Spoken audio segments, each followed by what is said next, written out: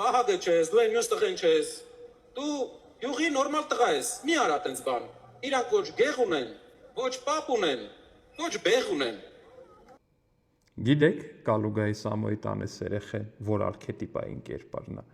Այն որ տղերք են էլ, որ ոչ առանձնապես շատ հումոր են ունենում, ոչ առանձնապես շատ մտավոր ունակություններ են ունենում, ոչ առանձնապես ֆիզիկապես են ուժեղ ելնում կամ առնական են ելնում առհասարակ, բայց քանի որ իրանց պապան կամ պապայի աղբերը շատ փող է ունենում, շրջապատը իրանք սկսում է համոզել, որ իրանք շատ առնական են, շատ ուժեղ են, շատ խելացի են ու շատ լավ հումոր ունեն, ու իրանք էլ դրան լրջորեն հավատում են ու դուրս են գալիս մեծասպարես ու մեկ էլ հանկարծ հասկանում են, որ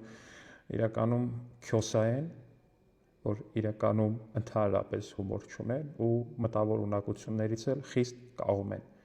Բալիկ ջան, դու կասես ինչ թղթերով ես բանակից ազատվել, ես քեզ կտանեմ մեր գեղ։ Մեր գեղը ցույց կտամ։ Ու որ քեզ շատ խելոք պահես ու տարիներ անց վերջապես բեղեր աճացնես, ցույց կտամ նաև այդ բեղերը թրաշելու ձևը, բալիկ ջան։ Պապու մասին էլ։ Իմ պապը դպրոցի տնօրենն էր, մեր գեղի։ Ոչ թե ձերոնց պես գեղերի դպրոցների վրա ավել հոսանքի փող գրող։